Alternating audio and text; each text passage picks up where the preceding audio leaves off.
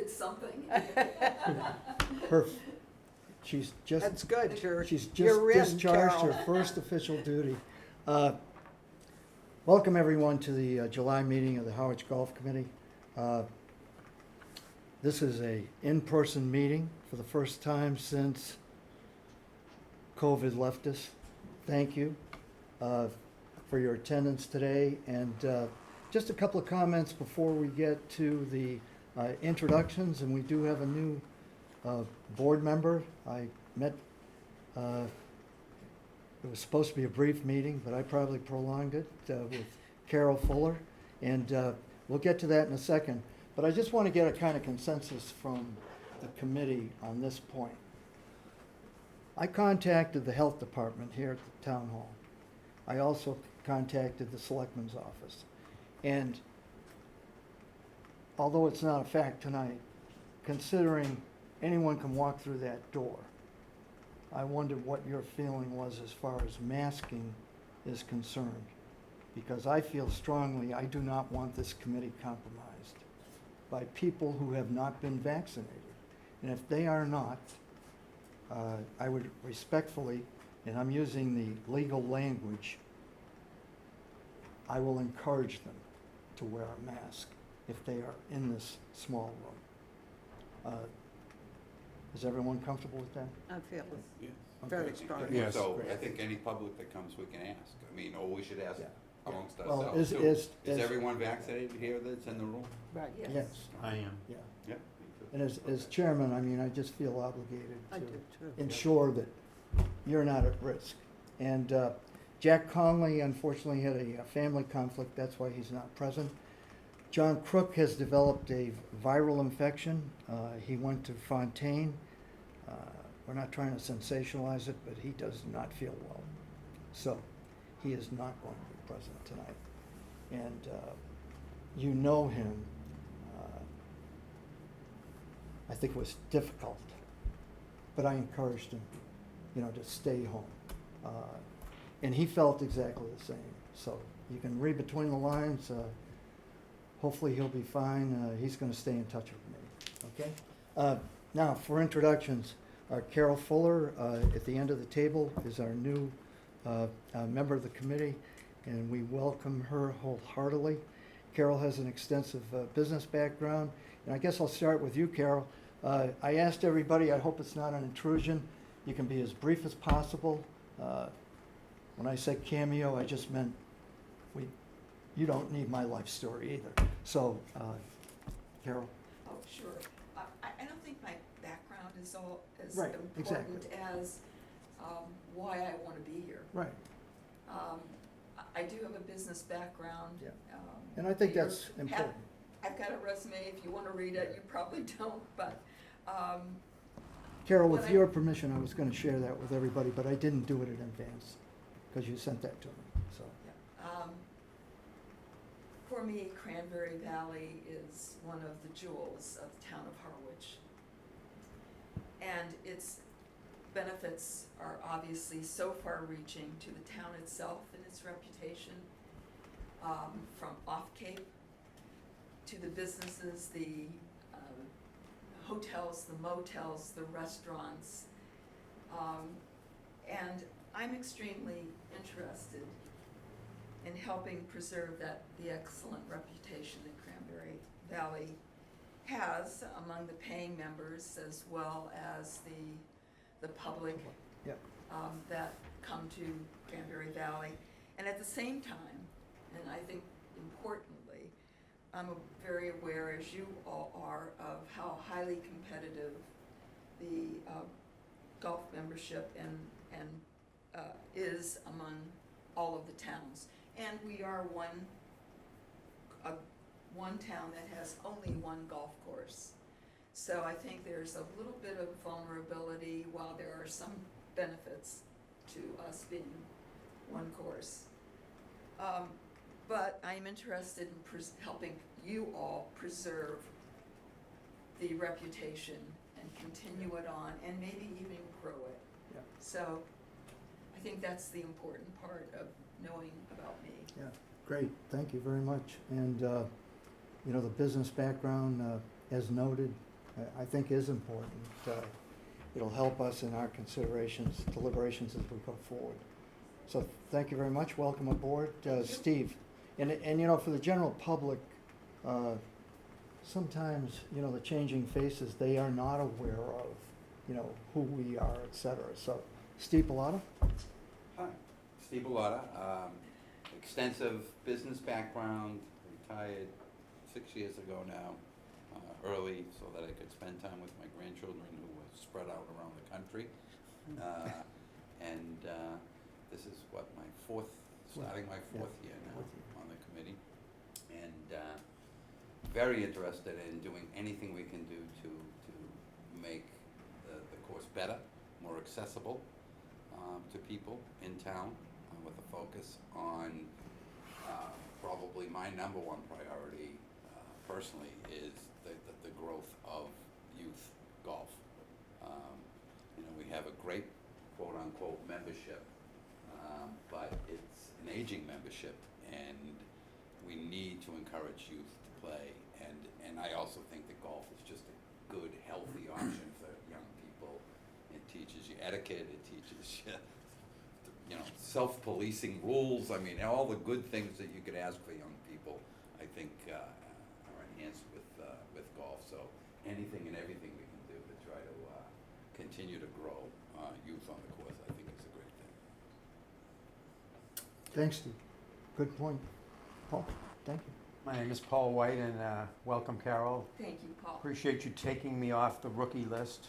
I was the newest member until you arrived, about a year and a half now, and this is my first in-person meeting. I Oh. know. It's all been Zoom until now. I was thinking about that. Yeah, first time. I mean, other than I think when we had the young man visit us to Yeah. tour the course last summer to make some recommendations.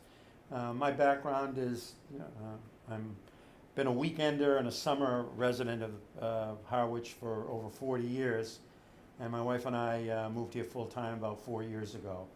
I served 25 years in the Massachusetts legislature, the House and Senate, and now I'm in government relations. I'm not retired, I still work. It's been amazing to be able to work and stay in Harwich for the last 15 months.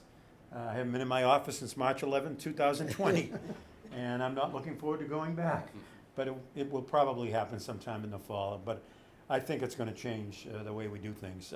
Like you, I agree. This course is a phenomenal gem for the community. I kidded around when I was interviewed for my position on this committee. I told them that you really ought to appoint me because I would be an affirmative action high handicapper.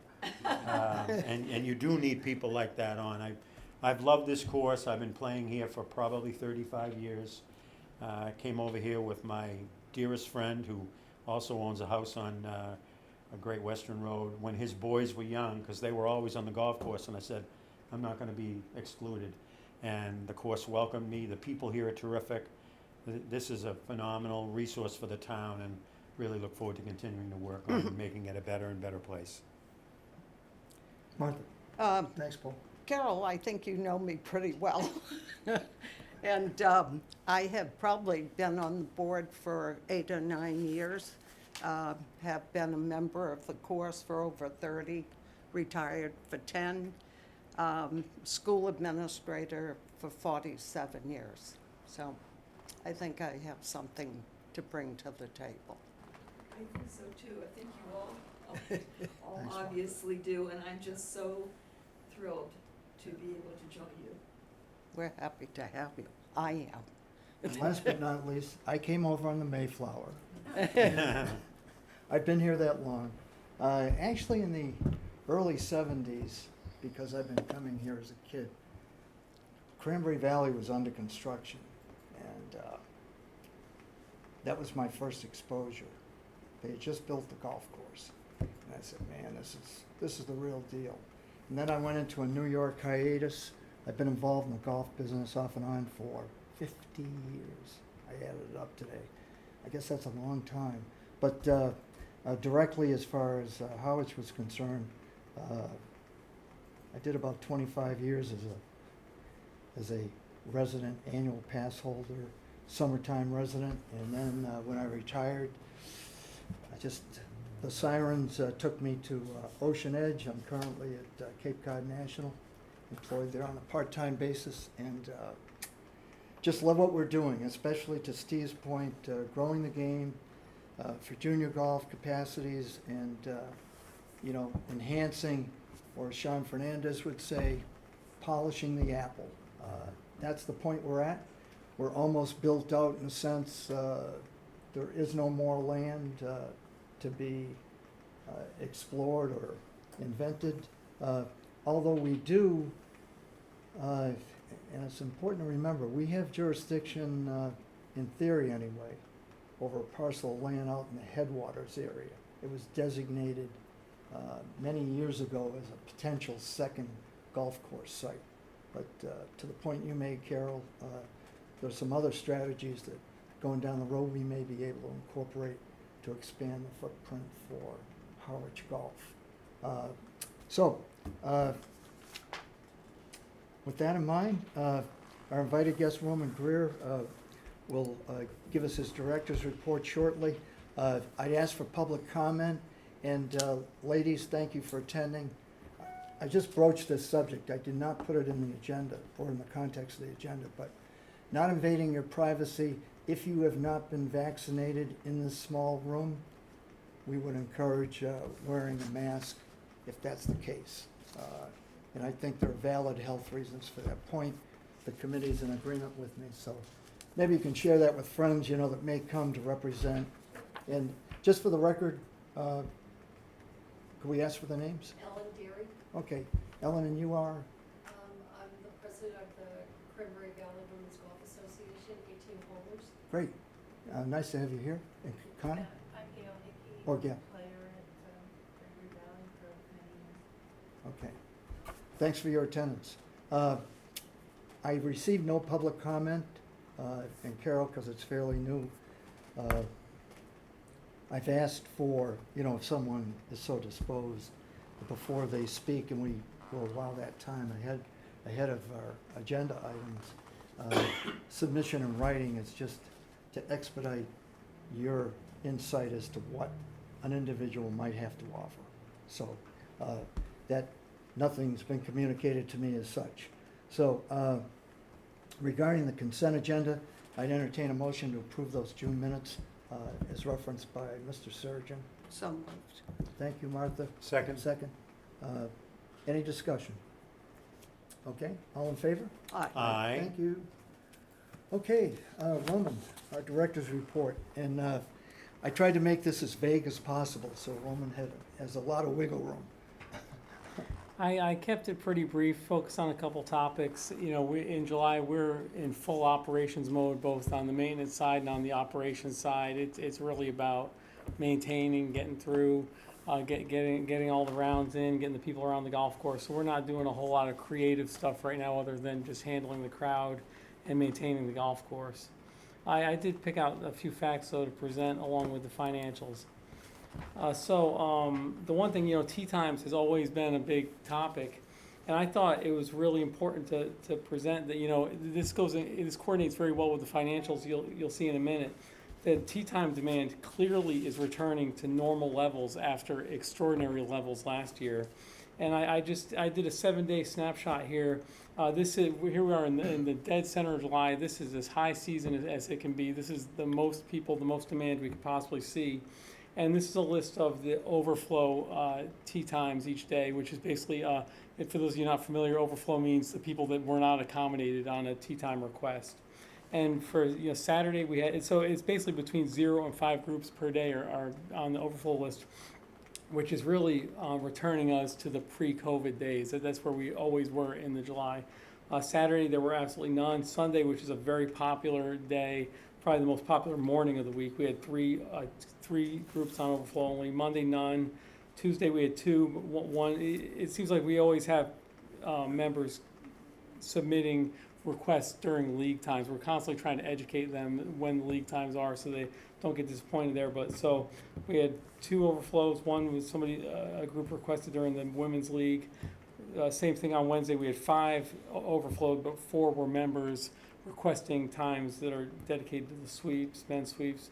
Thursday, 3 overflow times, and Friday, 3 overflow times. So this is, I think public perception really lags behind in a lot of cases, and a lot of the people I talk to express that there's a tremendous demand, and there's a lot of people not getting tea times, but the facts are that things are really returning to pre-COVID levels. And we may be hitting that sweet spot where we're accomplishing our revenue goals and accommodating our members appropriately, because we've never had this many member designated tea times and this few public designated tea times, yet we'll see in a minute on the financial sheet, we're accomplishing our revenue goals as far as hitting basically the averages we've had in public greens fees. And as this shows, we're doing, we're almost entirely accommodating member requests. I have a few pictures of, the junior stuff, because we're right in junior Yeah. golf season. This is the first night of the PGA Junior League. This is all the parents and kids meeting their coaches for the first time. Really a great moment. That is on Tuesdays and Thursdays in the evening, and as you know, they're inter-club matches with Harwich Port. We've got 2 teams at Cranberry Valley, 2 teams at Harwich Port, and they go back and forth and play there. It's a great success, great program. The PGA designed, I think, 8 years ago now. How many youngsters are enrolled? In this program, there's 50 between the 2 courses. Cranberry Valley has 23, I believe. Yeah. And then it's a great program. So we have 2. This compares with the First Tee program, which I'll show next. The First Tee program, we try to steer the parents what's best for their child. The PGA Junior League is really Little League baseball for golf. It's you're on a team, you wear a team jersey, you go out and you have fun, and it takes away the idea that the stigma that you used to have, where if you want to learn golf, you got to spend a few years on the driving range learning your grip. This just puts kids out on the golf course, says, you never played before, well, grab some clubs and you're going to go play a match against some kids. And it's a friendly format where it's successful. They play a scramble so that the kids can swing and miss. We have a 3 strikes and you're out rule, and it just gets them playing golf and having fun before. And then the idea is, once they're out there having fun, then they say, I want to get better. How do I grip the club properly? And it goes on from there. The First Tee program, this is taken on the First Tee program's first day, and this is different. This is an educational program that uses golf to teach the core lessons of life, honesty, integrity, and they do a great job of that. They're also encouraging golf tremendously. There's a national program that has a format that's followed where they teach life lessons and golf lessons in the same day, and a very successful program. Once again, I mentioned in the last meeting, this is taught by the executive director of the First Tee for all Massachusetts. So we have the head honcho teaching our program, getting it started. We've had it in the past in the fall and spring for Monomoy students only. This right now is the first session that's open to the general public. So very successful. They filled 2 sessions, a morning and an early afternoon session. To answer your question, Paul, that you just asked about participants, we're in the mid-20s or so right now for that. We could have accommodated in the mid-30s with the amount of program we have. But it really it'll grow, and it's fantastic. I think, if anything, it's better to start with a manageable number, because the executive director for Massachusetts is running the program, and he's trying to find a full-time instructor to really take on the program, and instead of rushing somebody into that position, he's searching for the right person, and in the meantime, he's going to run it himself. So I think it's an absolutely fantastic program, and I couldn't be more happy with the way it's working out. Can I just add too, Yeah. I had the luxury, Paul, of bumping into him, because I saw all the kids and everything, and it's Kyle Harris, correct? Kyle Harris, yeah. And outstanding credentials, and more importantly, he was very impressed with the fact that the committee is invested, in this, and that it's not just one-dimensional.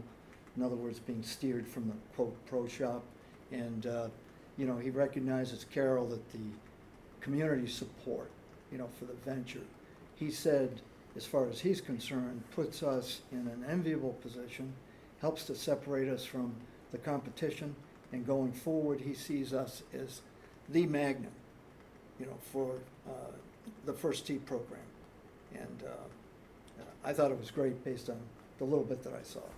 And he's offered to be a resource for the committee and for the town if Yeah. it turns out, as we get further down the line talking about capital projects, if it turns out we're trying to do a presentation to town leadership about junior initiatives, he's offered to come in and give his support and give a presentation on the First Tee. Yeah. And it may even be funding mechanisms, correct? Yeah, could be. Could be that are available to us. So, There's a lot of companies offer discounts for First Tee home courses on golf course maintenance equipment, a lot of things like that, and we could be seeking grants down the line. okay. All right, I'll keep going here. So golf course maintenance, as I mentioned, we're just hanging on. Really difficult conditions this time of year, not atypical, but heat, humidity. We're seeing a little dollar spot on the golf course right now. I think Sean Fernandez, as usual, is right on top of it. He's increased his spray applications. Water management has been a huge issue with the amount of rain scheduled for early in the month. But whether it materializes or not, it's a really important question of if we're going to turn on the irrigation system at night or not. So we're really walking a fine line with water management. But I think the golf course is in great condition. We're currently fabricating the front entrance gate, following the specs from DPW. As I mentioned in the last meeting, we've got a problem with our jockey pump, which is one of our minor pumps. That was determined by town administration not to be an emergency procurement, so we weren't able to jump right in and fix that immediately. I agree with that. I don't believe it was emergency, but we did ask for it to see if we could get emergency designation on that, which would have freed us from some of the procurement protocols. Instead, we're presenting our final bid package to the Board of Selectmen, hopefully this Monday night, to procure the repair of the jockey pump. We encumbered funds from FY21's budget to help with that, and then we're also going to use funds out of FY22. It looks like it's going to be in the low $30,000 range, or high $28,000, $28,000 to $32,000 range, and we encumbered $23,000 from last year's budget for that. And then That's pump service. So the jockey pump is our minor pump. We have 3 major pumps. Yeah. The jockey pump is the smaller one. So in general, what we do is when we have minor requests for the irrigation system, like turning on a few heads, we would use the jockey pump, and that allows us not to have to fire up the big system. So by having the jockey pump out of service, for every single thing now, we need to fire up the big system, Yeah. and it just creates a little wear and tear. It's not an emergency, but it creates wear and tear. The jockey pump has its own role, and so it'll be important to get that back in action. Are we allowed to just ask questions as Roman is going, Oh. or are you waiting? Thank you. No, in terms of procedure, thanks for the question. In Roman's report, historically, through the chair, I'll acknowledge any question that you'd like to ask of him, okay? Because I think it just facilitates things, and in the general discussion, again, through the chair, just so we don't have overlaps. So, So through Question? the chair, may I ask a yeah, question? well, please. It's about the front entrance gate, Yes. and everyone may know this, I just wasn't here. But I'm assuming there's a opening time, a closing time, people are able to get out, and that stops people from getting their cars in and trucks in. But what about people who are entering the course through the ball fields? There has been vandalism coming from that way as well, not just by cars coming in. So do we have a plan for cameras to be placed around the buildings and Yes. equipment? Yes, so we have a plan that as soon as we get Wi-Fi in the new cart barn, we're gonna outfit the new cart barn with cameras. The clubhouse currently has cameras all around it. The starter shed, the range shed has cameras as well, but all stuff that needs to be upgraded. to a degree. I mean, annually we maintain that, but the big one is gonna be putting cameras on the new cart barn that'll focus on the solar field and focus on the parking lot.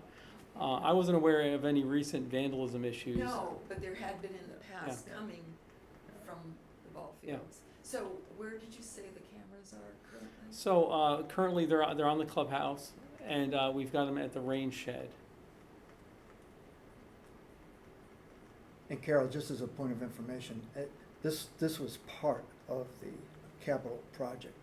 You know, and you notice on the agenda, you know, it's one thing that's been hanging out there, but it was all contingent on the cart barn installation of the charger grid, which is started, so.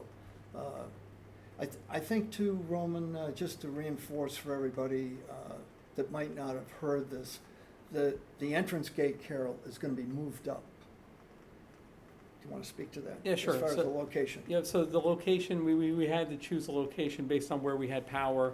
So when you're driving up the driveway, it's basically gonna be, there's a sign that says, "Thank you for playing Cranberry Valley" as you're exiting. It's basically gonna be behind that sign because that's where we have the nearest power, and it's gonna be a 40-foot retractable gate.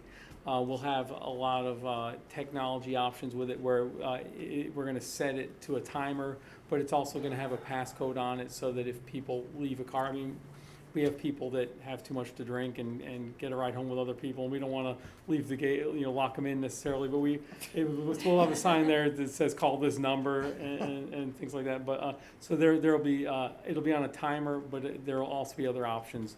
We're currently looking at, it's gonna have a touchpad for a code to put in, and we're also looking at possibly getting apps on the phone where you can access it through an app. Place for people to turn around and back up. That is, so there is an area for that. That's one of the reasons we chose that location also. There's a path that goes to our pump house there that would allow people to do a 3-point turn. Thank you. You're welcome. And then I just put on here coyotes and tempers. It's an anecdote because we are in the middle of the golf season. We have a family of coyotes, and that was my latest complaint I had was the family of coyotes appeared to be aggressive to some golfers last night. We have had a rabies problem on the on the Cape that it seems to have gone away, but some members of our public are scared of the coyotes, and then we had tempers again a few nights ago. This makes the second year in a row that we had golfers on the golf course threatening to kill each other with golf clubs. So it's just the height of the golf season. So that's 2 years in a row we've had that instance. So welcome to July. That's Oh my July at the God. golf course. Nothing new. Leave your AK at home, please. So I'll get into the some of the charts I sent you. Annual pass sales. The one thing I wanted to mention, if you look at this annual pass chart, FY 16 through 18, this is data that I have in our office. I'm not 100% confident. The totals are absolutely correct. I'm not 100% confident in the Harwich Chatham numbers there.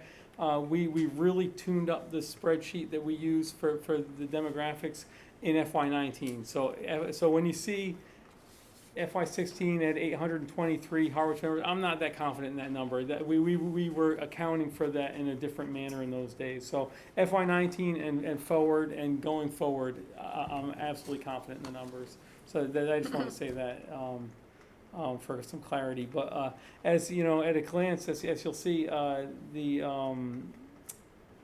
we're at 1237 at the end of the fiscal year, FY 21, which was the beginning of this month. And our average since FY 16 has been 1142, so we're about 95 over average. Where are they? It's, we keep raising the Chatham rate, and the Chatham memberships keep growing. Harwich was our I can afford the $100. yeah, $100 wasn't a deterrent apparently. We didn't hear many complaints. No. Harwich is the fastest growing category though, which is nice. And then non-resident, big growth there. Juniors, we're seeing good numbers. Young adults have grown well. And the newish collegiate membership is growing in popularity as well. So I think these are really strong numbers. And when I presented to the committee in the spring, we had such a surge of applications for membership in the spring that there was this feeling of like, wow, where, you know, we were trending really high, and I think people just renewed early because 95 over average is not that extraordinary. So we had an early surge, and as you know, we do an early membership drive, and so I think we just had a lot of people participating in that. So in essence, what you're saying is, we did not have 500 plus new members. No, Is that safe to say? it's safe. That's why these meetings are so important. People, according to one of our members/annual pass holders, he was very adamant about the fact that we should have more tea times for members because we had had this exponential 500 member increase. That is not true. Right, and I think one thing you'll see here that I think, I like when things are in balance, so we have 95 members over average, and we have more member tea times than we've ever had in the past, and like I showed on the previous slide, there's not very much overflow going. I really get the feeling we're in a sweet spot where we're accomplishing revenue goals, where there's this, you know, we're satisfying member requests. We don't know though, just as another thought, how, you know, with the excess, Yeah. how many people just haven't bothered to make the requests because they pre-look or whatever, and they just say, it's gonna be too hard to do. Well, So 95 is not a lot, but it's But eight, I mean- 9% more than average, and Sure. than we had in FY19, which was the last regular year. Right. Yeah.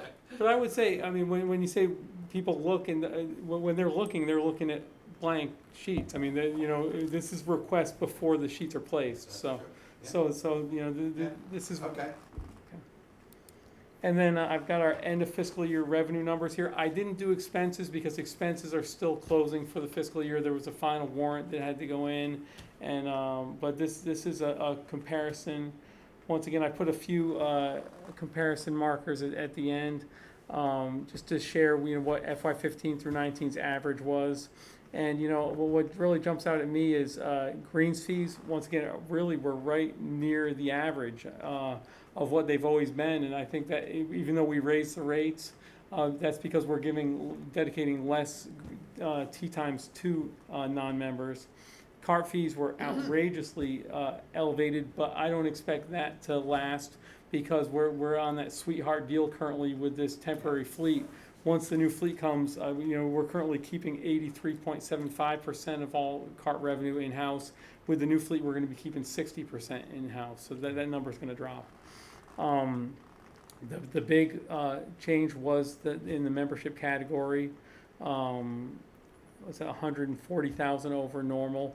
And then and then non-residents as well. The range is outrageous. I mean, and I'm sure anybody's been to the golf course. The range is just killing it. So its average is 67,000 a year on just bucket sales.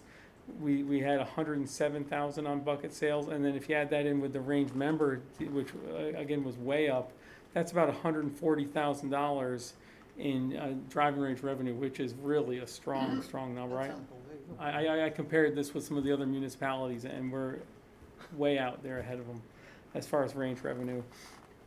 I don't know if you'd find it significant, but I put the percentage of total revenue. I thought it was fairly significant because it does represent a change. Greens fees used to be 42% of our total revenue, and last year it was 37%. And then, you know, memberships used to be 38%, now currently 39%. Everything ticked up about 1% as the greens fees dropped. The big key here is, you know, we've been tracking and discussing at the committee level. I know there's been a desire at the committee level with me as well to cover more of our indirect costs and more of our total costs. And the total of $2.1 million in general fund revenue really closed that gap and accomplishes that in a big way. So that's a big number. I know you'll remember, Clem, that I went to the finance director and told them about middle of fiscal year, you're underestimating our revenues. We're going to be at over 2 million. And they conservatively said, we will raise it, but we're going to go to 1.8. We're not comfortable 1.8 going was the- above was the 1.8. number. And so we came in big at 2.1 million, where our average was 1.816. Ron, what covers miscellaneous? You know, we tried to make that nothing. We try to categorize everything. Clem just asked me that. I honestly, I could go back and check for you off the top of my head. It has nothing to do with the golf shop. No, the golf shop is its own entity. That's the Pro Shop revolving fund. Off the top of my head, I'm not remembering. It could be. I'm not remembering. I'll have an answer. It's like next in time. 20, it was 50,000. Yeah, Now it's 20, our goal. 17. Our goal is to make it zero and to categorize I see. everything, but there are some uncategorizable numbers.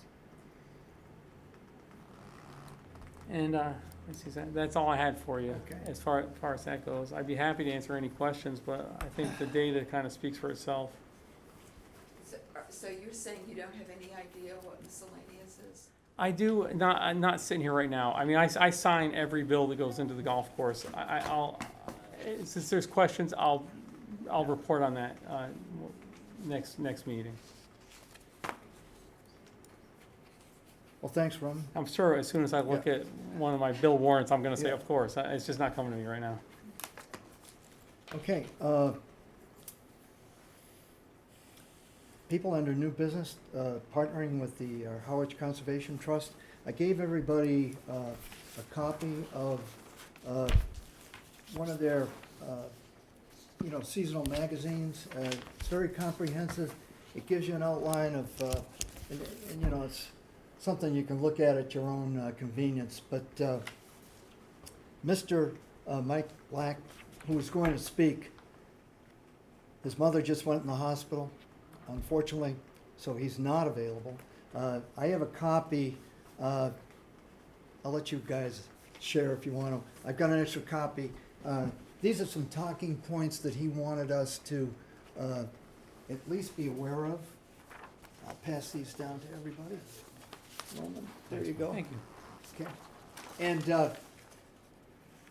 I'll tell you the backstory, not that it's that important, but Yeah. in the area of Harwich that I live in, they're proposing 2 48-unit building constructions for a variety of different types of housing. And the conservation land behind my house and abutting that particular initiative is fairly significant. So I just happened to drop by. So we got chatting, and I said, we have a lot of common interests, don't we? And especially with our Audubon initiative, which at some point in time will be completed. He said, wow, he said, you're absolutely correct. He said, I've worked with Sean Fernandez before. He's been extremely helpful. And these 5 bullet points, people, and I'm not going to, go through each one completely, but exploring ideas, and I think this is so significant, the first one, an overlay of protection for golf courses so that golf can continue, but land cannot be developed into something else because right now, if golf was discontinued, the land would be subdivided or converted to another use. As incredulous as this sounds, and it's good that it's on the record, we've actually had proposals to produce types of housing options that at least in my humble estimation, would compromise the footprint of Cranberry Valley. And I'll let Matt or Mike go into that at his leisure. But secondly, to continue to find and certify, we had issues regarding vernal pools in 2007 and 8, and conservation initiatives. Whether you agree or disagree, they have to be recognized for what they are. And finally, to share information, about songbird nesting boxes, a project that the golf course is Audubon certified. HCT works with volunteers at 5 sites in Harwich to monitor over 100 nesting boxes for bluebirds and songbird species. And he also elaborated on, of course, our friends the osprey. They, build all kinds of nests in those public marsh domains. It's quite elaborate work. And exploring opportunities to establish walking trails around the golf course that might link other walking trails. And finally, with continued conversation between us and HCT, looking at other opportunities that we might be able to collaborate on. So, yeah, Carol. Clem, I didn't realize that we were Audubon certified. Well, we're not. We're not. Carol, that's a Oh, major, I just, yeah. because it said since That's a it dream. was- we'd like to make the dream, right? A Martha? reality. But there've been a lot of There's obstacles. a lot of issues Yeah, with yeah. the golf course, with the type of fertilization that they use. Those are the issues that Sean and Roman need to address before we become And it- certified. And as we do, the good part is this, we will be ahead of the curve because it's inevitable, the handwriting's on the wall. The state's gonna come in and create these mandates about fertilizer application for homeowners. I mean, it's almost here. And when you look at the big picture as far as the town's sewering and watering proposals, gray water, which is used extensively in Florida, applied to golf courses. I know in the villages, it's been a very, very successful program. Reconverted sewage effluents, et cetera, and it's a win-win situation. I know that Sean, if he's still here, and/or Rob Donovan, if he's the successor, will be, on top of that. So there's all kinds of potentials there. But I thought you'd enjoy hearing from this gentleman directly, because he is very informative. And, as you go around town, it's undeniable they've done quite a job. So, Is there a possibility, Clem, that he could come another time? oh, absolutely, Paul. I made that overture to him, and he was so thankful. I sent you a copy of the email he sent Yeah. me. It was 1 hour later that he got the phone call about his mother. So, Murphy's Law at work. Hopefully it'll be all right. Yeah, so, but he was very enthusiastic and appreciated the forum that this gives us. Because I mentioned our annual pass holders / members. I mean, it's a substantial number of people that are invested, not just real estate wise, but invested in the town in its best interest. So, that takes us to old business. And unfortunately, John Crook, as I said, is just not well. So he asked to be excused, and for that reason, people, as far as the strategic plan update is concerned, this information certainly has been in circulation, I think, for a considerable amount of time. And I did call him directly this afternoon, and the one thing he shared was, please reinforce with the committee, and Roman, you can reinforce this, please, if you would. That plan represents nothing more than a synthesis of capital outlay specifics that have already been agreed upon, that are projected out to 2024, and nothing more or less. That list of priorities, in additions to, in deference to him, we can add to that list as required or at your leisure or disposition. I'm sure that he'll be comfortable with that, because there are some things on there, like, I think I saw bathrooms, for example.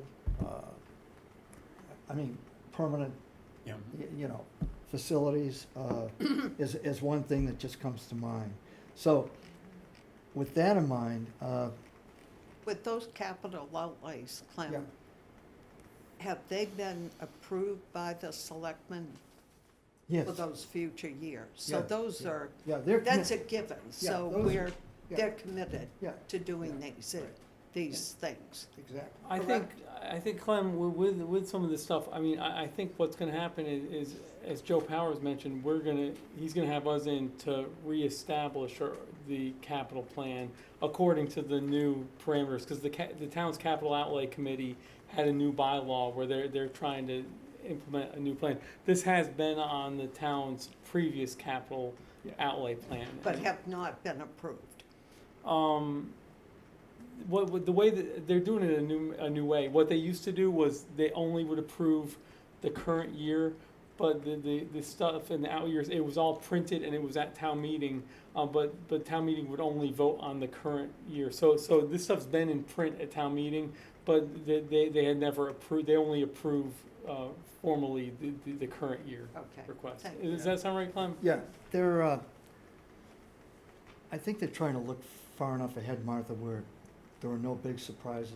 Excuse me, Clem, but Yeah. I think the transition we're in is, instead of doing the method I just mentioned, the town is gonna move to a 5-year Yeah. capital plan where they're gonna vote on everything for the 5 years.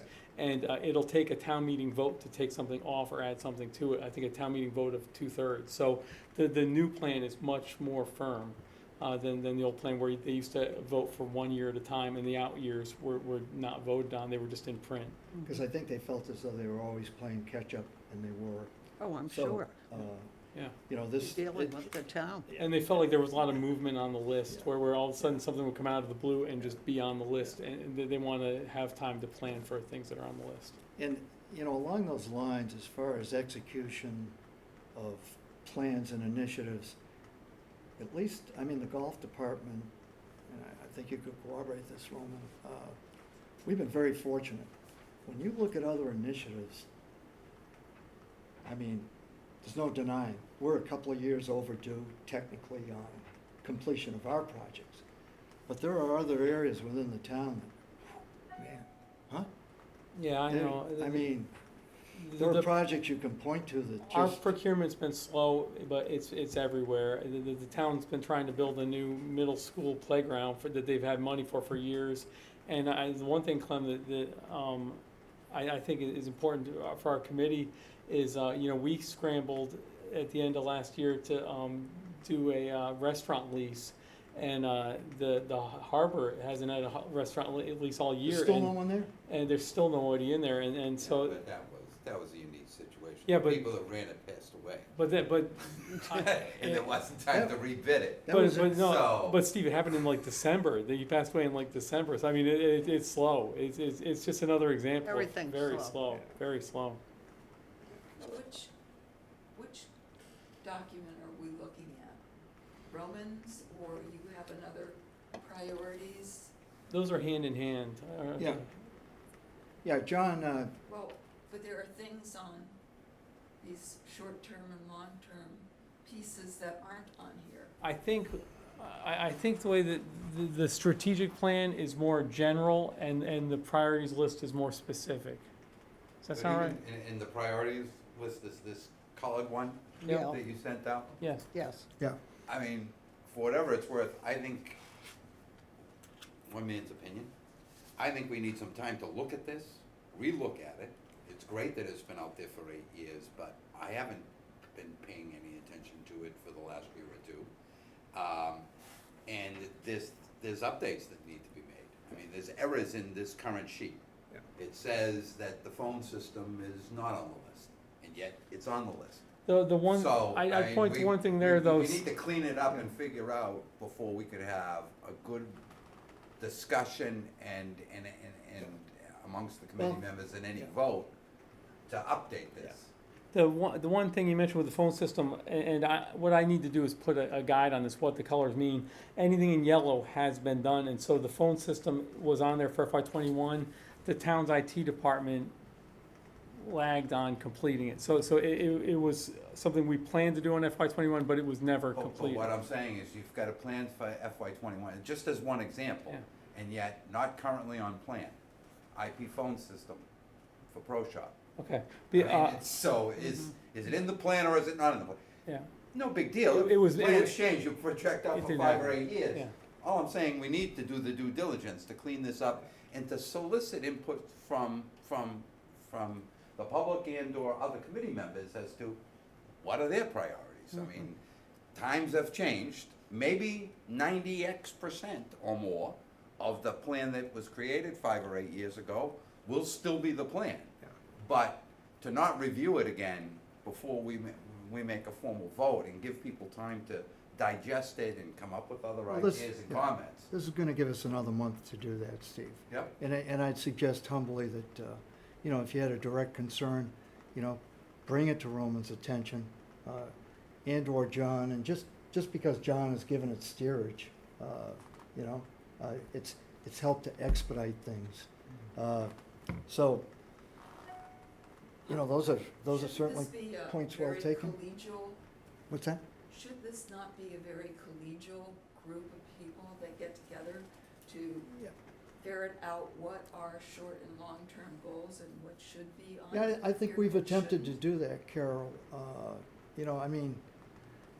In bits, I guess in bits and pieces, it's been out there for a considerable amount of time. Maybe it's because it's so familiar to some and not to others.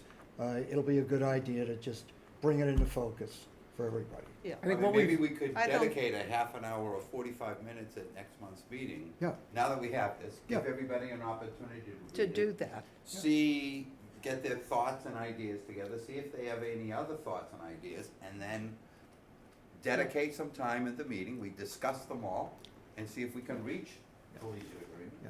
I think, and Clem, collective agreement, and then we vote on it. I think we do that every August or September. I Oh, think okay. that's an annual Yeah. thing, because we have to submit, I have to submit the capital requests around the budget season, which is in November or so. So each August or September, we put this on the agenda and discuss it. And especially when you look forward, it seems so far out, but it's really at hand when we have to submit warrant article information as well, Yeah. We have pro shop displays on the list for 21, and we have no inventory in the pro shop. So, why would this be on here? Well, so that right there was, that represents in FY '21, we purchased the new shoe display, and we purchased a back of the counter display. We're following a pro shop design that was done 2 years ago in bits and pieces. So the displays that are listed there are those two things, the back of the counter display and the the new shoe display in the pro shop. So, and where in the budget, and maybe it's not in this document at all, is purchasing inventory? So that purchasing inventory for the pro shop, that would be in the second column here, is where, what deals with the pro shop revolving fund. But the actual purchase of inventory is not on here. This is strictly projects. So the revenue generated by the inventory sales, this is what that revenue is purchasing. We don't really have much inventory, We have Roman. No. almost none. I mean, Well, that's, How does the inventory get defined in terms of what the appropriate level of inventory is? You obviously don't wanna have a ton of stuff. Yeah, I mean, Sits for years, it doesn't get sold, but Well- at the same token, you wanna be able to. clothes. You wanna be able to meet the needs of people who want to. sure, this was such a unique year because we didn't know if the pro shop was gonna be open. Last year, we didn't even have people in it. So the last thing you wanna do, we normally have an open to buy plan for the pro shop that's about $100,000 investment each year in inventory. We scaled that back because because nobody came in the pro shop last year and we didn't know what was gonna happen this year. We are gonna have to relook at that open to buy plan because, one thing I think operationally, we've had such a great success with the remote check-in outside. There's no doubt it hurts the spontaneous purchase that every person's not coming to the pro shop. I think it's an operational huge success, but the pro shop sales take a hit on that. So we're gonna need to reevaluate that, but traditionally, we do a $100,000 or so open to buy plan for the pro shop annually. and to your point, Steve, it wasn't that long ago, 5+ years. We had an inventory sale of articles that dated back 10 years prior to that. And it was a liquidation that thankfully got I mean, it was. We, well, just we, in a the past 5 disaster. years, I mean, our goal, and I've worked with the committee on this, is to sell through inventory. So we try to sell through annually so that we don't end up in that. We had a situation when I first started where we had a basement that was full of stuff that had lost its value. So, Paul, Might also be helpful if we're gonna, spend some time thinking about this between now and our next meeting or Yeah. September, whatever. Roman was good enough to define the color yellow. If we could have a grid of what the colors stand for, it would be Yeah. helpful. I'll make sure I update that on, Thanks. on. And if you could eliminate red, So, yeah, no more red. So the red was all stuff that was turned down due to COVID, so. And do you have any idea on the estimated cost of things not currently on the plan? Because as people go to think through what priorities should be, clearly, you're trying to balance value versus cost. What I did, Steve, was at the last meeting where we discussed this, I just jotted down people's ideas. So no, at the bottom of the plan is where I just, when the committee threw out ideas, I threw them on the sheet and for discussion. So that's just all that is Okay. a collection of ideas. by the way, in terms of, I just happened to think of this. I had a very extensive conversation with Bob Miller that I'll just share with everybody, and I ran by him that idea because I had already engaged him once and just reminded him when he can, the idea of a teaching station, all-weather kind of facility. And Roman, he is very gung-ho about that. He mentioned a couple of things that I never thought of.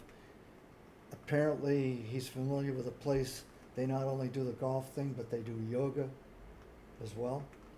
I don't know how it's done, but he mentioned yoga and one other activity as well. He's really made a move towards It fitness was for golf.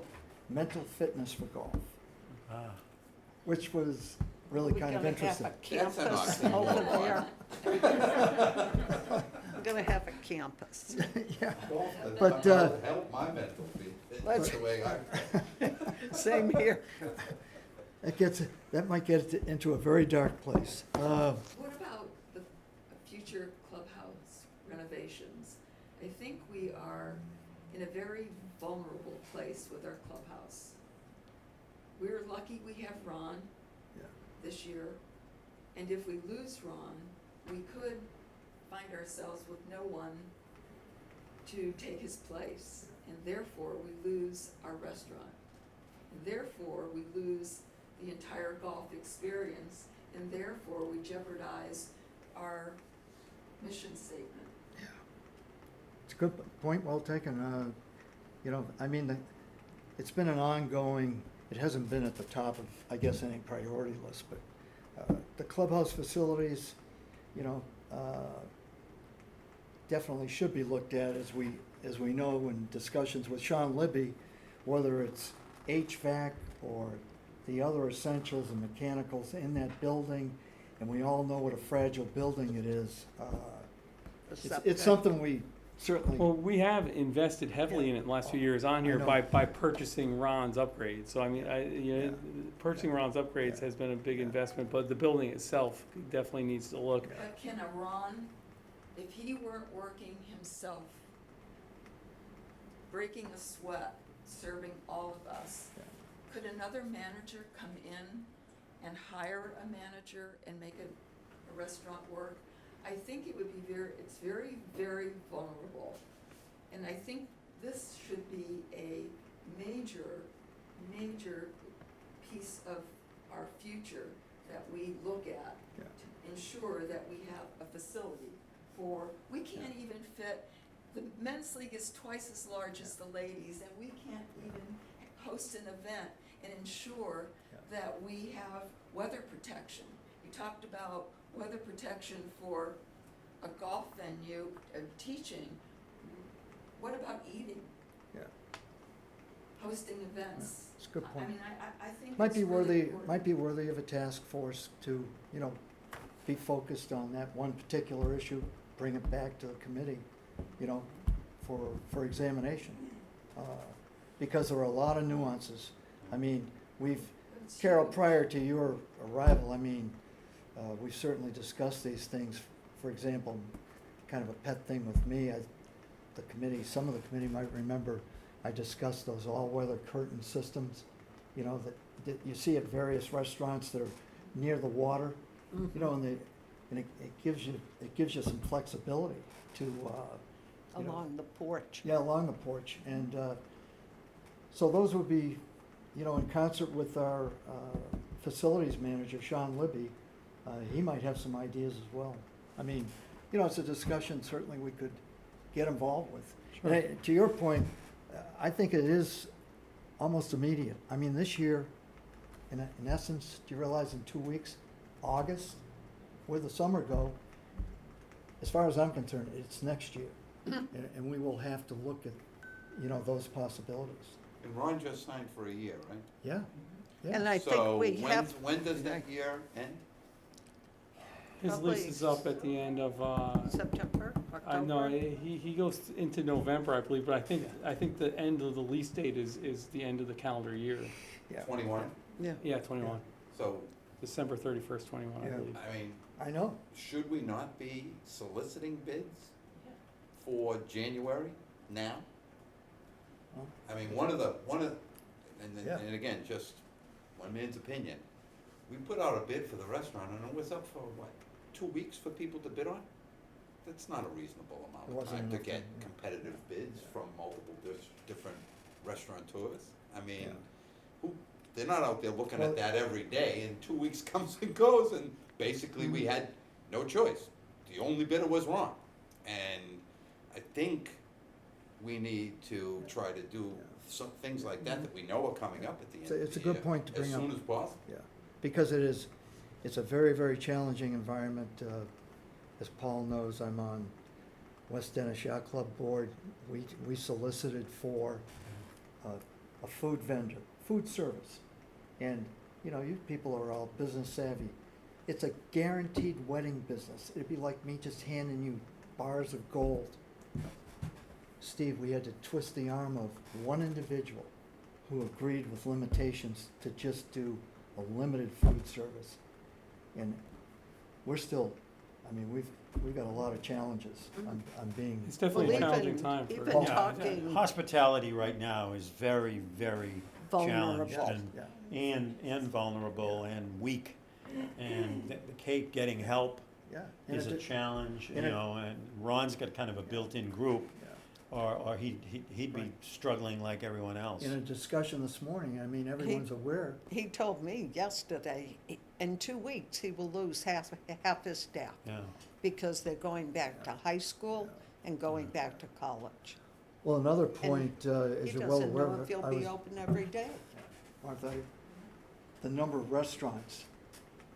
I mean, think about it, because you know what the margins are. They're very narrow. We're closed on Monday and Tuesday. Yeah. Or we're closed on a Wednesday and a Thursday. And the that's, Ocean House is closed Monday and Tuesday. yeah, I The mean, Sea Grill is. yeah, I mean, But it's not always going to be like that, and I think oh, no. we need to think ahead. We also need to look into our septic system. Well, Can that be expanded? Yeah. Or is it actually adequate Yeah. for the rest? Well, you know, I imagine it is debatable, but the good news is we have not had any major events. You know, I mean, not to say you couldn't, because it is aging infrastructure. But at capacity, as it has been in the past, I mean, I don't want to jinx it. It's worked. We've tracked the usage, and it was at 20%. Yeah. It never really exceeded 20 to 25% capacity. So that was a few years ago. We did track the usage of it, and it was nowhere near capacity. Even to But the that was po- with a previous health director. Right. Even to the point where the Deleuze company basically came in and said, I really can't charge it because there wasn't anything to pump out of there. So, you know, I think with the help of the cemetery department, they have an underground surveillance system that they use, you know, to locate whatever. And, you know, it's something worthy of looking back at. Because again, it's just like they found out when we tore up the new entryway area in front of the clubhouse, Carol. That electric infrastructure, the stuff that was in the ground was just right, Roman, falling apart. So we lucked out because they were forced to replace, you know? Which makes me think electric and on that list, because we talked about it, Steve, generation, auxiliary generation in case of an emergency. Yeah, I'm Yeah. not a big fan. Yeah, exactly. But nonetheless, I mean, you people, because you were up there playing, remember the generators running to run the credit card machines and the, right? Well, but that was a construction accident, that wasn't nature. No, but it I could have mean- been, could have been. Yes, but more times than not, when nature takes the power down, you're not playing golf. Not doing much of So- anything. And so, but be that as We it do, may. we don't need another tornado. We had a tornado, Oh. we saw that one. Yeah. So there's plenty of things to look at, plenty of suggestions to be made, and again, I would. What do we do to move forward on the restaurant bid? I don't wanna wait till the last minute again. I mean, if Ron's the only bidder, come December 15th and Yeah. everybody's good, great, but, Yeah. but to not have that, to not be soliciting bids until November, December just makes no sense with expiring at the end of the year. We're gonna have a financial discussion, for next year's budget with the town administrator upcoming. I'm sure he's gonna wanna weigh in on that, because during the discussion on the current bid, he was actually talking about wanting to package the harbor and golf course, food and beverage together. I'm sure he's gonna wanna weigh in on it. And then at the end, it'll be his negotiation. Because as you remember too, our kind of advise and consent role is limited, and he's the one that was directly involved in that negotiation. So we can only hope for the best, but I agree with you, that the timing is really vital. And I think it's important too, yeah, out of respect to Ron, you know, to keep him in the conversation so he realizes no one's trying to do an end game to move him out necessarily. But, you know, I certainly leave that up to Roman and/or the town administrator. You get some feelings from him, you know, because I think he realizes the time sensitivity. Because all those other issues too, Steve, tip into it, liquor licensing and transfers, which can be horrific, Yeah. you know, as far as Paul. My memory serves me correct, I think there was an option for longer than 1 year, but Ron decided because of Right. exigencies of the last couple of years that he would just take it for 1 year. Right. So, you know, I think the point is well made, that the sooner we, you know, have conversations with whoever is appropriate to get that on the agenda and start to move. And Carol, because you've dialogued with him quite a bit, am I correct in suggesting that there were some family considerations that he has had in the past too, as far as, you know, he certainly could and would like to retire in some respects. And I know there are some family concerns that he has that, you know, obviously are gonna influence, you know, what he decides to do going forward. And So again, it's- that's why I think it's imperative we move as quickly as we Challenge. can to get alternatives. Yeah. I mean, he may decide after the COVID fiasco, he's done now altogether, and then we're left high and dry. Well, the other piece of that is our member support for his business. Yeah, And are we all really doing right, our part? yeah. The women do, I think, do The women, their very best. The to women have help to be support saluted. him. Women have to be saluted. I don't think that's universal, though. No, but I think, you know, because I've Thankfully, asked. the women do do it. I've asked Martha to comment on that, you know, historically in the last few years, the women's events, and I'm not there, but in testimony to what she said, they've been extraordinarily successful, well executed, and that doesn't happen across the board, Yeah, Paul. I don't think it You know, does. Even some of the midweek activities that are held by various men's groups, people walk right by. It's pretty clear on every Tuesday, there is a buzz of activity in there. And, the women all go in and I hate to say so, on Wednesdays, you could hear a pin drop. There's nobody in there. That's Carol, too- for example, I mean, these were numbers that Ron shared with me, roughly 120 participants.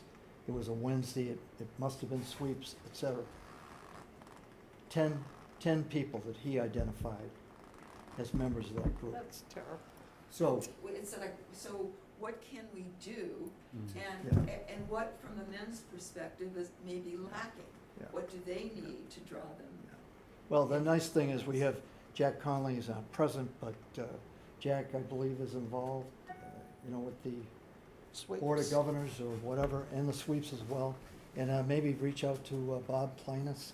I wouldn't want to disparage them either. The Men's Association gave Yeah. $1,000 to Ron to help pay for all his COVID protection. So Yeah, they good point. they were very helpful Yeah. as an organized group. Yeah. It's Yeah. just not a lot of beers and burgers. But that's it is- nothing compared to going in on Tuesday and Wednesday. You know, 50 women on Tuesday for Well- breakfast or lunch. Exactly. And the paying public, I was there getting my quintessential sausage, egg, and cheese this morning on an English muffin. Yeah. And this young studly guy walks in and goes, "I'll have 4 Bloody Marys." That's I in mean, it the was morning. 9 o'clock, 4 Bloody Marys, 2 Cape Cod coolers, and he got a thing of beers. I mean, God bless him, I guess. Well, But I mean, I was with a I foursome hope he Sunday gets when to it the rained ninth here. hole. I hope he got to the 10th hole. I don't know. What was Oh, it that? rained? Sunday morning, Yeah. the rain came down at like 8:30, Yeah. and you couldn't move in the clubhouse. It was so crowded. Yeah. And we sat there and had breakfast and had a great time. The lightning delays we've had recently are great for the restaurant. Lightning delays, they're fantastic for the restaurant. Everybody packs in. Okay, last thing, people, Roman, I've been waiting for this because there's some exciting stuff going on. It's only been 2+ years overdue, but the remaining elements of our current capital project. Yep, so, let's get this here. I don't have any photos, unfortunately. I've got great news to present. The electric grid is being installed currently. They began installing that yesterday, so CES is on site. They prefabricated everything for the electric grid for the car chargers, and they're currently installing it. They're making great progress. I expect them to be done next week. Yeah. And so I've asked our EasyGo sales rep to have the demo card on hand next week, just so we can test everything. So that's great news. That progress being made there. I also spoke with Green Skies, where we had a contractual issue with the town. The last Board of Selectmen's meeting, which was not last night, but was the Monday before, they agreed on a new contract, and I spoke with our Green Skies project manager.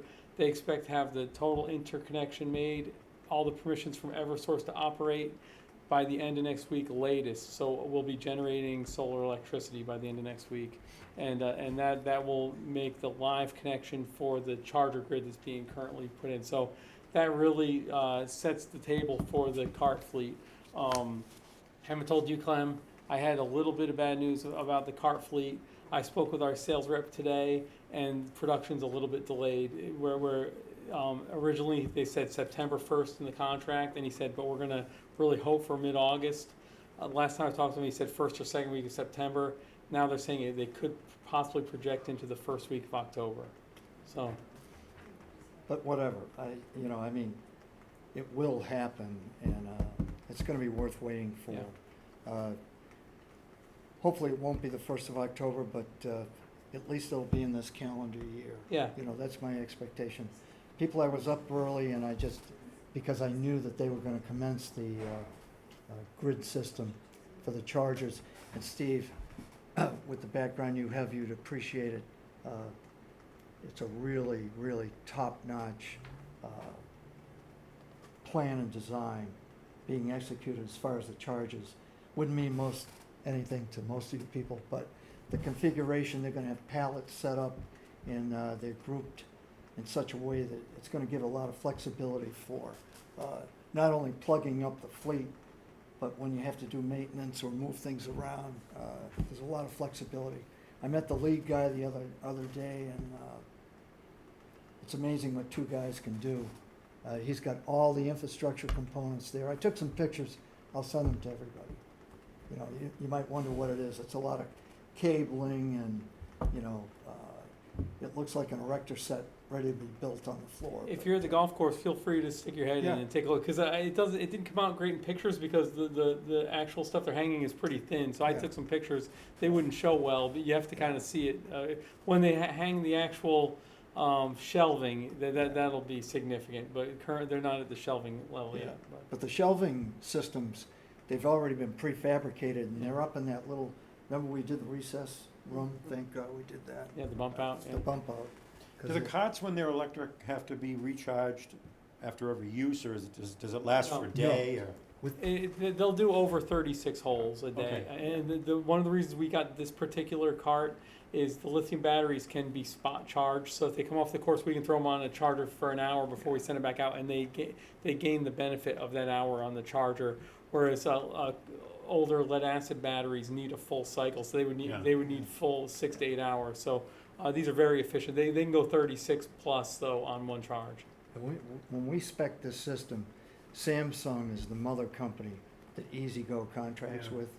Okay, Club Car used a proprietary design for the battery system, Steve, and they've been in place up at Cape Cod National. And the good news is, because I've seen it in operation, to Roman's point, 18 holes, Paul, not even recharged, back out on the course again at least for 9 holes. And we have, to my recall, just 1 or 2 carts maybe that went down. You know, the charge went up. But when you open up, because you can open the chassis, the lithium battery package is really high-tech. I mean, it looks like an aluminum cast mini Hemi engine. It's enclosed, so you can't touch it. Yeah, I I'm know, used to it's- the it lead just- acid ones. You yeah, need to pop them yeah. up in water the batteries. And this is just an enclosed So all that battery. You means- can't touch it. Typically the way you do it from an operational standpoint, Paul, is you'll send the carts out by day. So, you know, there'll be a row that you'll do on Mondays first. And the ones that are on Sundays were the ones that just came in, so they're being charged the longest. So you can, you know, sort of do that procedural step function that. Fleet rotation. Yeah. Yeah. Not at Cranberry Valley. They all go out every day. And we send every card out every day this time of year. Okay, And then, Clem, as I mentioned at the last meeting, I think that as far as the project budget goes, once we yeah. get the final bill from CES in, we should do a accounting of the project budget and discuss the next steps and what's left. Because we've paid the final bill on the landscape, but once CES's bill's complete, I think that'll be the time to reassess as far as reskinning the And- maintenance building and the washdown pad. Carol, Such. you might not be aware of this, but in that drone footage, we just engaged Caleb. One thing inadvertently that he showed in that drone footage was the deplorable shape that our maintenance facility is in. And this was part of the project, the reskinning of Sean's, let's say, secondary building. And that's gonna be a challenge, but it's so long overdue. And there's all kinds of issues, because that's where, if you owe it to yourselves, go down and take a look. I've been through the bowels of that thing, and you remember Steve up at the National. Chemical storage and containment and all those criteria, you know, because of the environmental sensitivity of everything, it's got to be done correctly, and that will be a challenge. Yeah, this project is currently on budget, but what we saw when J.J. Cardosi that built the cart barn, we had him give us a quote at that time to reskin the building, and we had used a quote from DPW when they reskinned their building at the dump, And it turns out this was a whole different deal because of all the different additions to the building, the bump outs. They think it needs to have a knee wall on it where you have some concrete that protects water from coming into it, because currently water just flows through the building. So we're going to need a new quote on what this job will take, because there are so many additions for the chemical storage and such off to the side of the building. It's more complicated. When J.J. Cardosi looked at it, he didn't even necessarily give us a number. He said, that's a big job, you need to really we told him we had approximately $100,000 in the project budget for it, and he said, no, I can't quote you a number near that. So we'll need a new quote. Yeah. Well, okay, I think that covers all the bases. People, I just have one last bit of information to share, and it's directed really at the committee, but I think the public in a positive way can appreciate this. It's probably the third time that I've done it, so take it constructively. We cannot engage in email exchanges that even encroach or give the misperception that open meeting law is being violated. We're duty bound, as all of you have been vetted to adhere to those standards, and I've been in conversation, the town administrator has brought that to my attention on several occasions. So please be aware of that. I would admonish everyone, it's maybe old-fashioned, but it sure works. Telephone and direct communication is certainly acceptable. Everyone has First Amendment rights. Anyone can talk to anyone on a one-on-one basis, but that's the extent of it. So, I mean. What examples, Clem? Well, Steve, it's really not debatable, because Yes, it if is. the town administrator says, this is the way it is, this is the way it is. No. Well, he has legal counsel backing him. He is a and- public servant. Well, Make if- no mistake about that. He I'm can just- he can have an opinion, I know, but I'm but just. again, what examples? I'm just doing my due diligence. If there is a perception that items that are particular to one of our agendas are being discussed, or it's circumventing the committee process, and that's the way that open law looks at it. But again, give examples of those types of things, because a lot of the discussion points that I've seen via email Mhm. are items from the committee that they want to add to the agenda. The creation of an agenda prior to a meeting is not. It's not, It's not bumping heads at all with the open meeting laws. You're just trying to create an agenda about what you're gonna talk about, Yeah. which is obviously available to the public and needs to be available Well, to the public when you discuss it. I would humbly suggest that that's why you want to move through the chair, or, use that course of action. I'm always accessible phone-wise. In particular, our last meeting, I don't know about where you were. I called Martha 3 times, and maybe your answering machine wasn't working or whatever, but the reason why I called was Mr. Conley's laptop was inaudible as far as I could not understand basically anything he said. John Wheeler had a new laptop, and for whatever reason, his software, I don't know if you remember the echo from I his. don't know what happened at the end of that meeting Ex- even. Exactly. So that's why I tried to reach out to various people on the committee I said, maybe it was just me. Paul? No, I agree that the sound was very difficult. It was, That and was very terrible. so I'm giving the committee the benefit of the doubt in that respect, but, Still haven't read the example. well, seriously, if you want to pursue that, again, you spent an hour, because I thought it was pretty generous on behalf of the town administrator, discussing budget. He is the person to see. If you have any queries at all, okay? I'm just trying to do my due diligence on behalf of the committee. But as a committee, do you not believe that all the committee members should have the ability and the right to No. add to the agenda. You can do it. So you as the chairman alone get to decide what the agenda of the monthly committee No. meeting is? No, I'm not suggesting that at all. Okay. I'm just saying that if you want to make that request, it does not go out into the public domain. Why?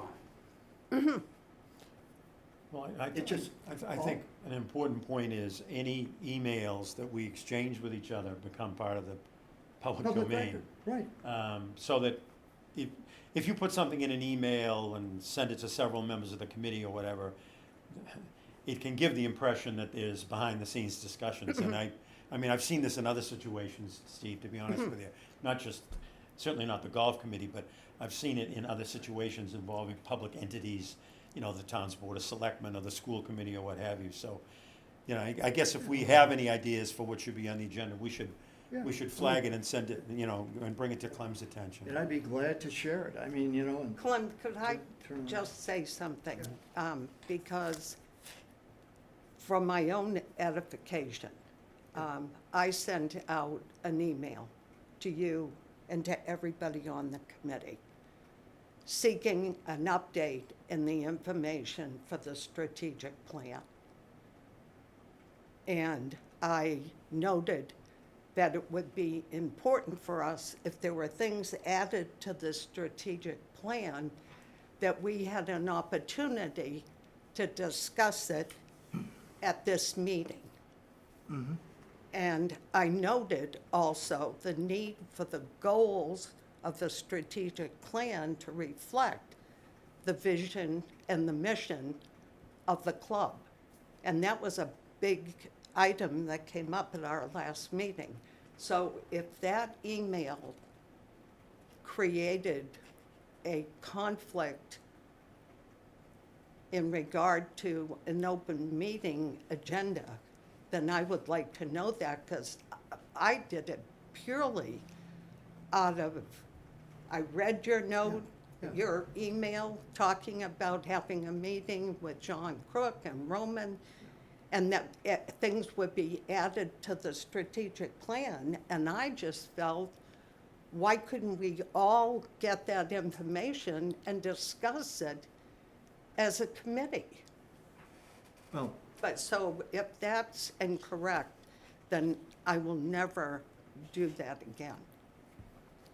well, again, it's, you know, not being a lawyer, you know, it's hard to interpret, but if the perception is created, you know, and the fact that You need to just use common sense. well, Martha's request for information that would be adhered, that would be added to the agenda, which gets to go out to the public, that's discussed at an open meeting, that's televised and open to the public, making a request for that information is not contrary to the open meeting laws. If Martha added to her request a 2-page manifesto as to her individual thoughts about what should be in the strategic plan, what the priorities should be, et cetera, without the ability to have the public hear it at the same time and respond, that's against the open meeting laws. But requests for information, requests for items to be put on an agenda to a public meeting, they are not contrary to the open meeting laws.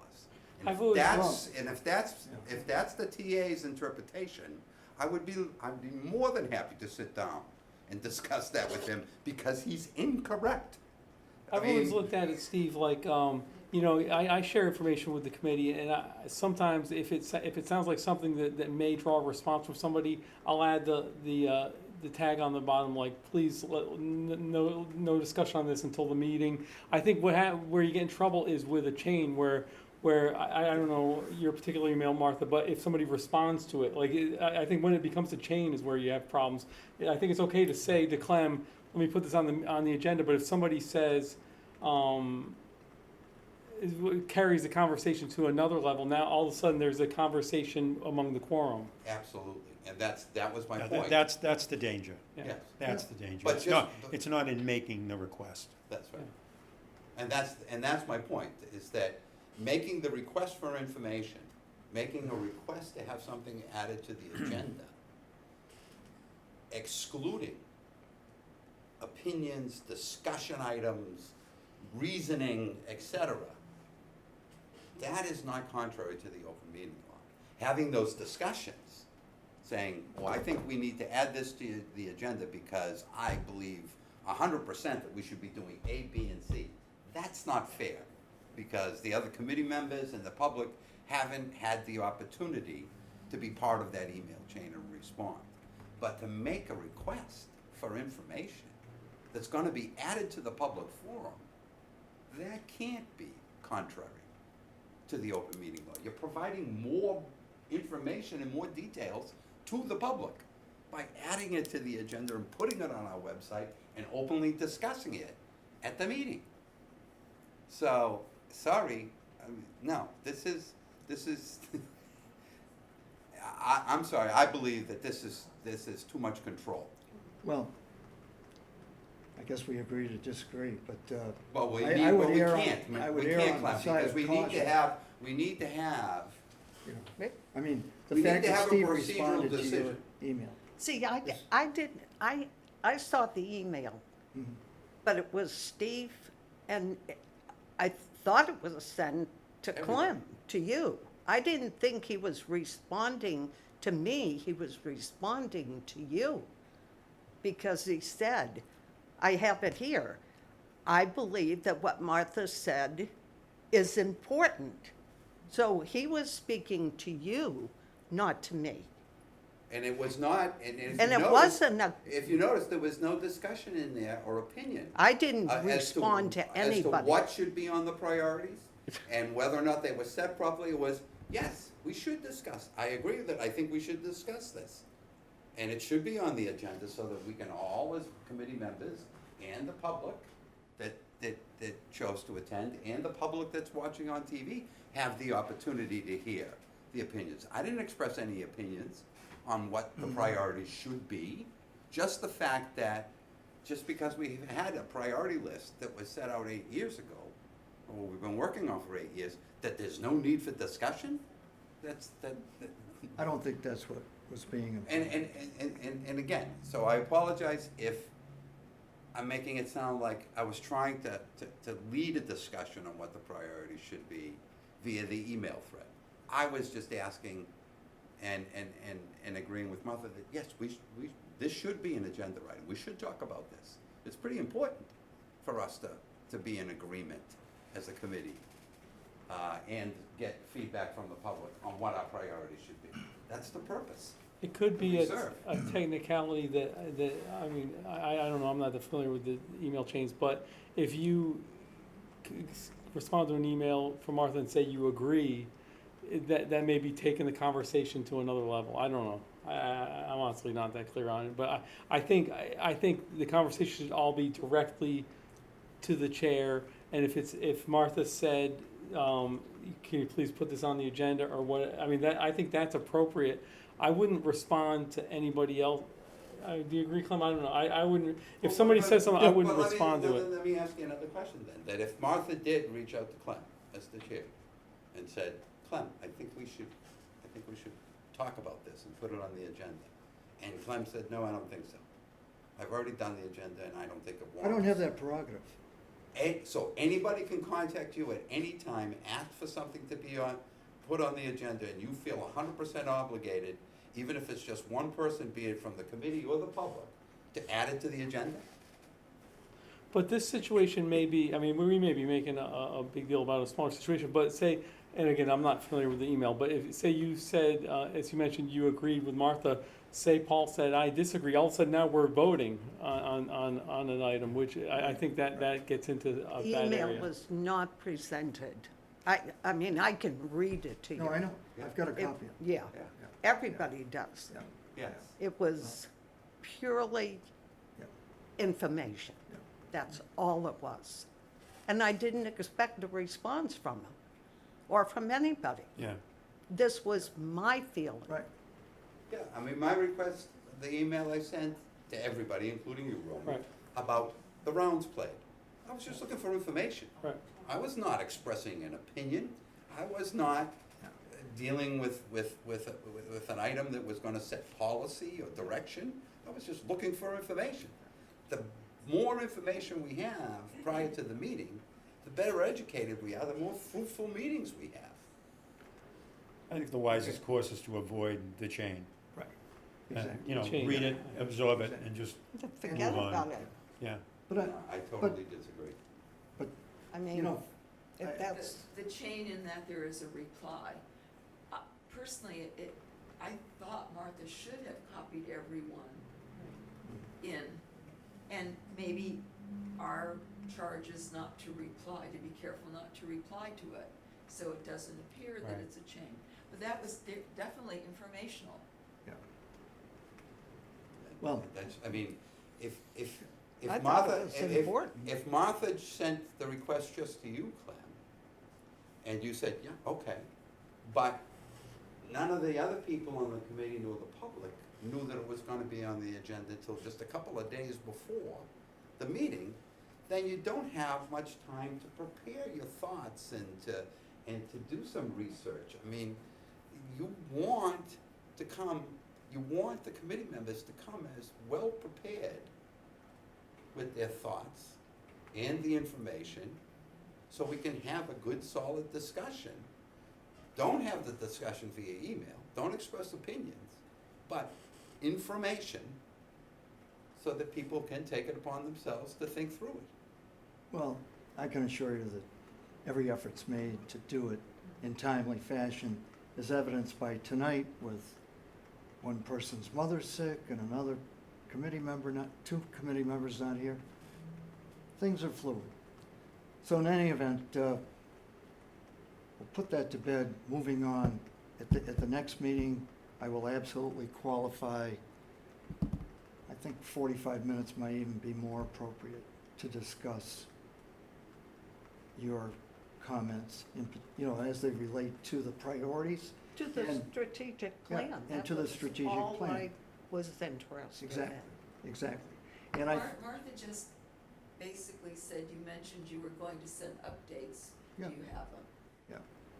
Because it came, my response was from your email to all of us. right, right. Oh, and no, and the agenda at the time said that you were hoping, and obviously it got derailed because John was ill, you were hoping for a revote Well, on those priorities. that's, I mean, that's a parliamentary issue.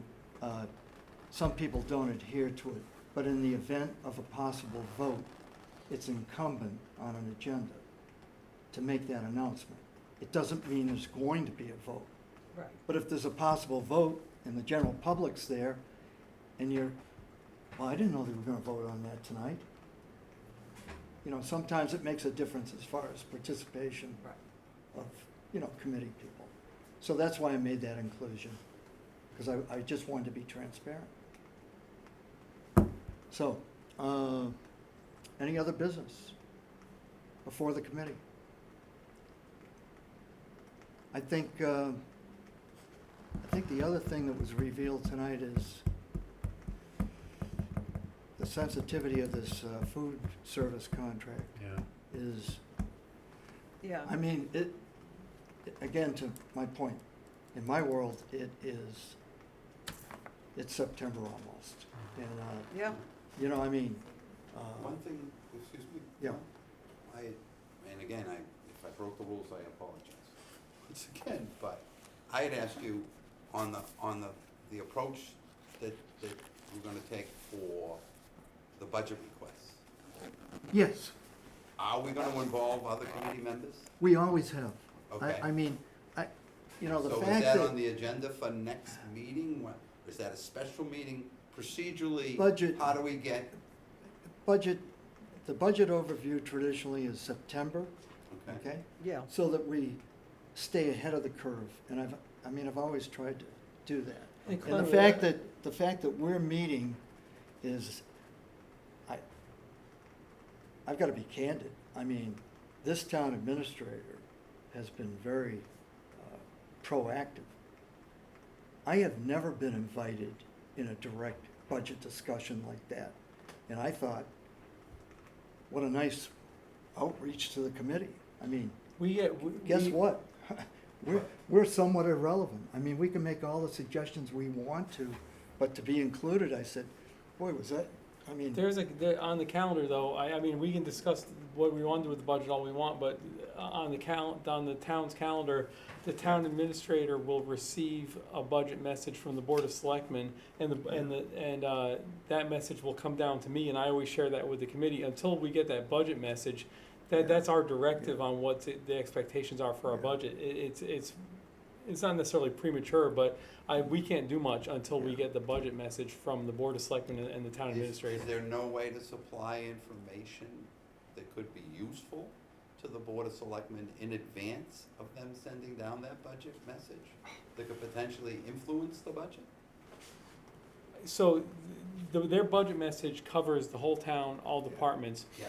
We have an opportunity, once we get that budget message, traditionally what happens, and this is what they invited Clem to, along with myself and Carol, is they sit down with each individual department, and I'll then present the budget with your input as well that we're presenting, and they'll decide, is it in alignment with the Board of Selectmen's budget message, the town administrator's budget message. I mean, like last year, the budget message was nothing, level funded budget.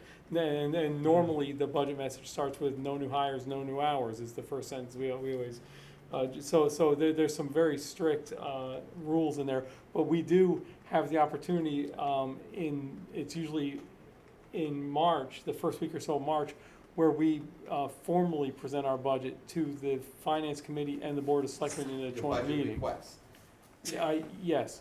okay.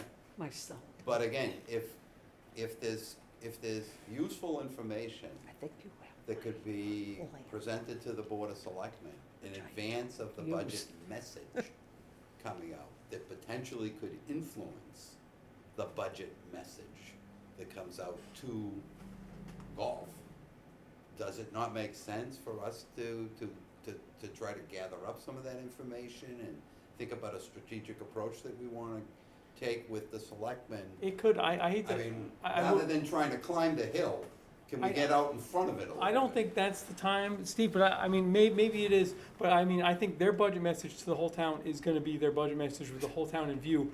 We will have the opportunity, and I'll have the opportunity with Clem, who they've invited to the meeting to represent the committee and any requests, and that's when we sit down with the town administrator and the finance director, and we can, and I mean, I already plan to, no matter what, we need to, have increases in our staffing levels, and so there's certain areas where we're gonna need to address. So I think that's the meeting where we bring the committee's ideas, when we sit down with the town And that administrator. meeting is this Friday, Clint? No, No. When that did you say meeting's we're not meeting with scheduled them? yet. It's not scheduled yet. Yeah, But going back to the meeting that you asked for input from the TA Yep. and Carol Capola, if you remember, on behalf of the committee, so to speak, Paul, I interjected this at the end, because he was discussing the fact that he was gonna invite myself along with Fruman, and I said, and I feel sincerely about this, and it's a point we've raised within this committee. It's great for the select board to make a declaration, we're gonna have a level-funded budget. All departments are treated equally. And I quietly said, but not all departments are the same. We are a revenue center. I don't know if you remember me saying that, but I think that's important for an attitude adjustment. Yes. well, I You know, think, I mean, I've felt all along, Clem, and I think I've expressed this at the committee level, the $2.1 million that we just made is gonna be a very important, object in that meeting. When I'm we- sure it will. So that's when we go with budget requests, the fact that in the COVID crisis, we followed their directions to the letter, and we currently are, and then the revenue that we've made far above their projections, I think that's gonna be powerful when we say, I mean, I know right off the bat, I need more salary and wages, without a doubt. You need more salary and wages, You're gonna you need more maintenance dollars. Yeah. I mean, because that revenue increase was generated through increased utilization Yeah. of the course, and just common sense says, the more play you're having on the course, the more you're gonna need Yeah. to spend to maintain it, to keep it in the same condition. Yep. Right. That's what that meeting will be. And so I think at the committee level, we'll discuss before we go into that meeting. Okay. And that's where it will be represented, but, we'll get the budget message from the town administrator, and the board of selectmen will be powerful. And hopefully it will be more enlightened, I guess is a way to put it, or more insightful. Yes, Carol? When is it that the golf committee members have the opportunity to look at the short and long-term plans? I mean, you're going out here to fiscal year '24. Yes. Is this already decided? You cannot change that, you cannot add anything to it, you can't substitute one plan for another? When we're spending $40,000 on the feasibility study For the junior course. for the junior course, when maybe we need that money for the awnings to protect the clubhouse, or do we not have any input on this budget as it goes out to fiscal year '24? That, I think things are fluid there, and Yeah. one thing I would mention, Carol, is, you know, I think we can discuss this at the next, discussion we have on this, maybe defining what those different funds, what's an appropriate expenditure. The clubhouse, we can appropriately expend money from the Pro Shop revolving fund on that, whereas anything on the golf course has to be the golf course and golf improvement fund. So the golf improvement fund would need to fund the feasibility study, whereas we have more flexibility through the Pro Shop revolving fund on things that have to do with the clubhouse. That's where we've purchased the restaurant upgrades, we've purchased the carpets and the Pro Shop displays. So I would see the Pro Shop revolving fund being an appropriate use for awnings if we chose to do that. So I think that having it in the proper column, I don't see the feasibility study really going up against the awnings. Those would be in two different buckets. for example, you know, it's not too noticeable, but it would include, along with all the upgrades that we've done, like the walk-in cooler system that's out on that pad. Do you remember when we did that? I mean, it's behind the restaurant. Okay. It's kind of surrounded by a stockade Yeah. fence section. But I mean, all those things add up. And when you go into the underbelly, heaven forbid, except it's now cleaned up, I mean, the mechanicals, you know, heat, and, for example, Carol, just outrageous. That big propane, you know, the liquid, okay? There's a, you know, like you mentioned, sewage, or septic.